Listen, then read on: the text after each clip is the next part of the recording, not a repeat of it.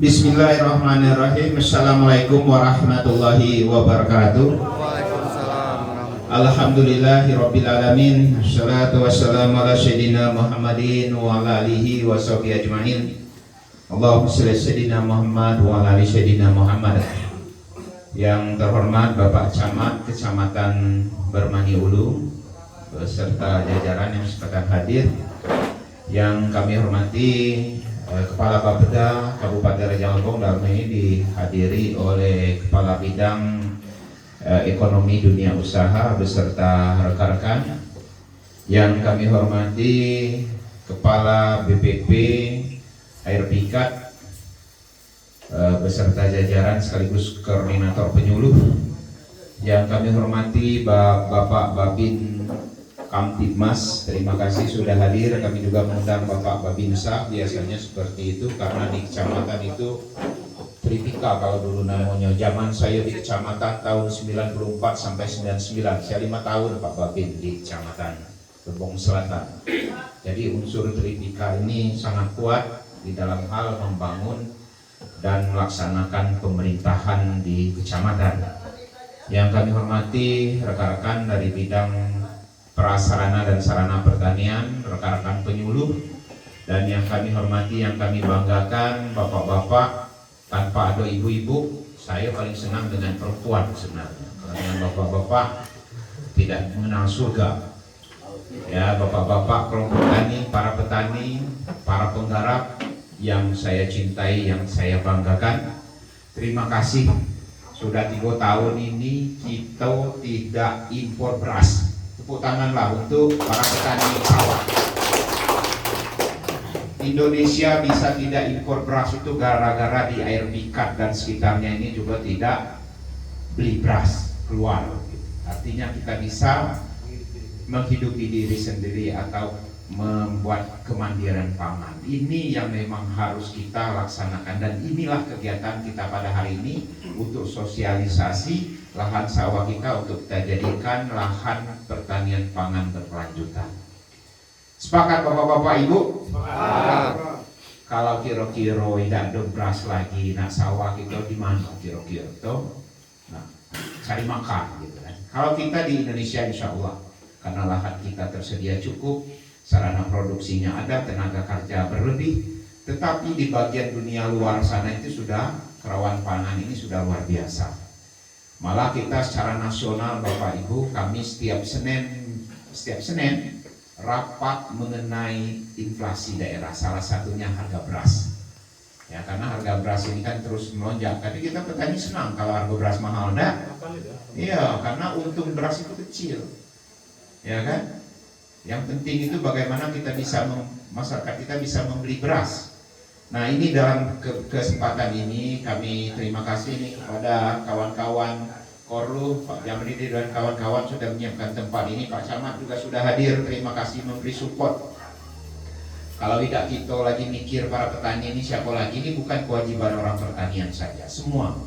Ya, pada level paling bawah, ya kan, paling bawah kepala desa, lurah, camat, itu ada surat perintah Pak Bupati tanggal 28 Januari untuk menginventarisir para petani yang belum bentuk kelompok tani untuk bentuk kelompok tani. Nah, itu perintah Pak Bupati itu melalui camat supaya camat memerintahkan kades dan lurah. Karena tidak bisa kadis pertanian perintahkan camat, karena jenjang struktural kami beda. Kalau saya bisa merintahkan beliau, karena beliau ini DP3-nya dengan saya. Kalau camat tidak. Nah, ini untuk dipahami secara administratif. Ya, mudah-mudahan semua sudah ini. Tapi saya agak ini juga, tidak sampai 50% yang punya sawah di sini bentuk kelompok tani. Ada datanya di sini. Nah, di sawah kita ini tolong Bapak Ibu ya, kalau tidak bentuk kelompok tani kami nggak bisa bantu. Karena melalui kelompok tani inilah yang bisa kita bantu.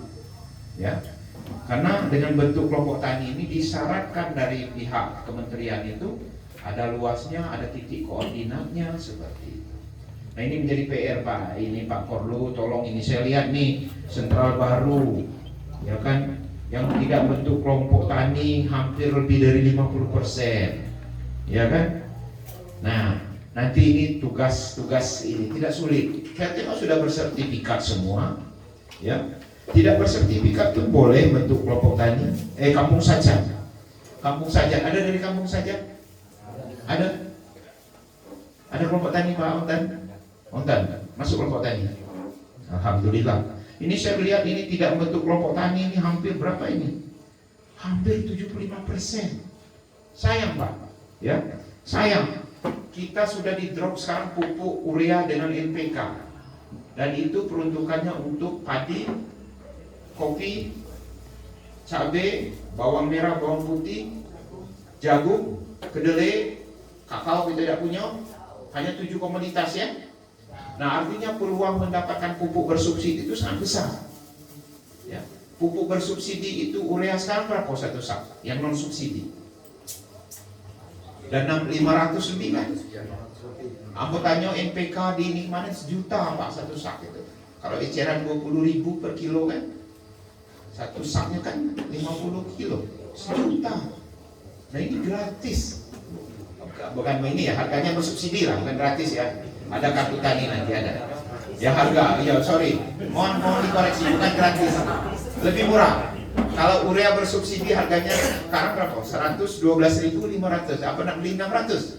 Rasanya nak beli yang 100. Nah, kalau saya aja mau pakai pupuk bersubsidi.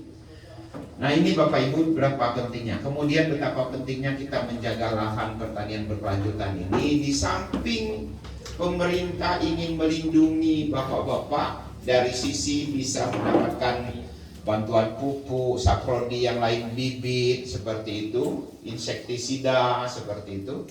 Tapi yang tidak kalah pentingnya Pak Camat, kalau di sini mungkin tidak begitu terasa. Kalau wilayah kami Curug Utara, saya orang Curug Utara, dusun Curug, banyaknya orang beli sawah di situ, ya kan? Nanti jadi perumahan. Lalu mata pencaharian yang penggarap maupun pemilik sawah itu apa? Kan kita nggak pernah terpikirkan itu.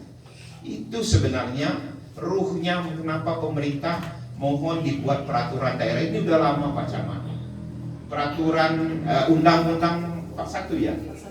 LP 2009 Pak lah 13 tahun. Kita belum terbentuk peraturan daerahnya untuk melindungi lahan sawah ini atau bukan lahan sawah, sih lahan pertanian pangan berkelanjutan. Pangan ini kan bisa jagung. Tapi orang makan jagung tau kita makan nasi tuh. Artinya lebih fokusnya memang untuk lahan padi sawah. Padi darat sudah agak jarang. Ya. Pangan itu ya ada jagung, ada ini padi gitu. Tapi memang kami agak khusus di sawah karena ada bersinergi juga dengan program pemerintah dari Kementerian ATR BTN, itu lahan sawah dilindungi. Ya, bersinergi kita. Nah ini barangkali Bapak Ibu kami ingin betul pemahaman kita sama-sama nanti diskusi, ada katakanlah kalau dikatakan sebagai narasumber dari banyak keberatan karena tahu lebih cepat itu kan membaca gitu kan. Nah itu aja. Kemudian dikarenakan tugas sebenarnya tidak begitu ahli betul. Khawatirnya bukan narasumber. Jadi nanti mungkin ada pemateri dari kami dari dinas, kemudian dari Bapeda, dari mana lagi? Bagian hukum ya. Bagian hukum nanti. Betapa pentingnya nanti masalah LP2B ini. Nah LP2B ini di samping tadi melindungi lahan sawah kita, melindungi tempat bekerja kita, ya Bapak Ibu juga bisa mendapatkan akses bantuan pemerintah, apakah pupuk, apakah itu bibit dan sebagainya. Dan yang tidak kalah penting nanti pada saat kita menyusun peraturan daerahnya, kalau di situ Bapak Ibu bersepakat bahwa yang punya sawah itu ada keringanan pajak, tidak bayar pajak, kalau itu disepakati, itu tidak bayar pajak. Tapi yang sawah jangan tidak bayar pajak rumah. Nanti Pak Camat marah, kaget PBB turun sawah nanti saya. Tapi di situ memungkinkan, ya memungkinkan ya Pak Nop ya, boleh tidak bayar pajak. Nanti kita sepakat. Yang melindungi sawah tidak bayar pajak, tapi yang sawahnya tidak dilindungi bayar pajak. Nah, kan ada pembedanya. Disitulah yang nama istilahnya pemerintah itu insentif dan disinsentif. Insentif itu artinya bonus. Kan disinsentif itu lebih kepada apa ya, ancaman atau memang hukuman seperti itu, punishment seperti itu. Nah yang mana yang masuk ke dalamnya, harapan kami semua lahan yang sebesar 277,47 hektar ini bisa masuk semua lahan LP2B. Kalaulah tidak bisa, karena mungkin tadi kata Pak Camat dekat dengan rumah, nanti untuk rumah anak, rumah cucung dan sebagainya, silakan dikeluarkan kira-kira berapa kan gitu ya untuk ini. Dan ini kan dinamis sifatnya. Tapi maksud saya itu jangan pula lah saya sudah ditugaskan di sini tidak juga hadir perdanya itu agak ini saya PR saya betul nih, ya kan? Ya meskipun ya kalau bilang kenapa dari dulu enggak gitu kan, tapi kebetulan saya ditugaskan di sini, harapan saya 2023 itu perda kita ada. Karena apa? Perda ini salah satu syarat Bapak Ibu untuk mendapatkan dana alokasi khusus pertanian. Sektor pertanian ini kita berapa tahun tidak dapatnya. Karena itu tadi ya udah 3 tahun ini tidak dapat tuh. Karena syaratnya tidak ada. Lalu ini juga syarat mendapatkan darat di bidang pengairan, irigasi. Ya kan?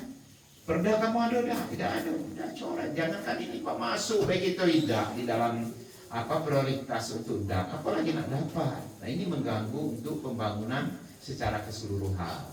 Kalau dana DAK kita, dana DAK, dana DAU. Kalau DAU itu lebih kepada untuk pemanfaatan gaji pekerjaan rutin kita. Kalau DAK itu memang khusus dia untuk pembangunan pertanian. Nah ini barangkali pengantar dari kami Bapak Ibu untuk mungkin apa sih yang kegiatan kita hari ini. Kami hari ini nih lah menggugah, mensosialisasi supaya lahan bapak-bapak itu untuk bisa kita membuat peraturan daerah. Nanti bapak mendapatkan insentif dari situ, mendapatkan keuntungan dari situ. Ya, bagi yang tidak, tadi sudah disampaikan Pak Camat, tidak bisa semua kami mengundang Pak Camat. Yang ini bersepakat, alhamdulillah, ya kan? Tetapi harapan saya dari hari ini ada hasilnya, kita bersepakat, berita acara kami setuju nih dibuat LP2B. Yang tidak mau, ya tidak apa-apa, ya tidak apa-apa. Nanti kira-kira tidak maunya apa? Karena mungkin lahan sawahnya sudah kami wakafkan untuk membangun masjid, pesantren, tidak bisa kita paksakan.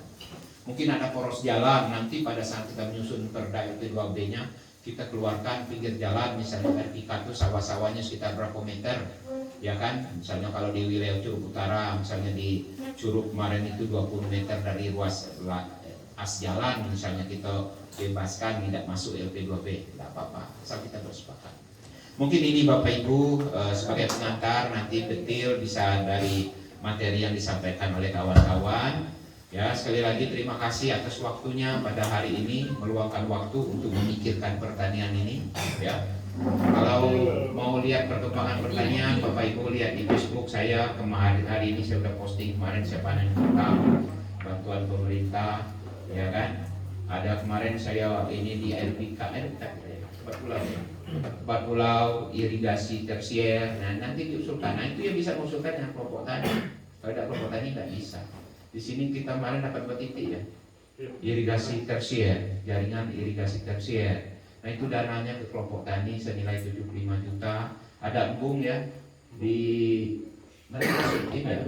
Air bening masuk Bermeni Ulu Raya. Ya ada juga irigasi di sana. Jadi memang bagi-bagi. Alhamdulillah tahun ini terdapat 10 titik untuk rehab jaringan irigasi tersier. Ada 2 embung, ada 1 perpipaan ya. Nah, harapan ke depan besok nih Pak Kabid dengan kasihnya akan membahas 2023. Ya, saya berharap kita dapat lebih banyak lagi sehingga bisa membantu para petani kita. Mungkin ini saja Bapak Ibu dalam pengantar dan juga sambutan kami dengan mengucapkan Bismillahirrahmanirrahim. Acara sosialisasi lahan sawah untuk diusulkan menjadi lahan pertanian pangan berkelanjutan secara resmi kami nyatakan dibuka.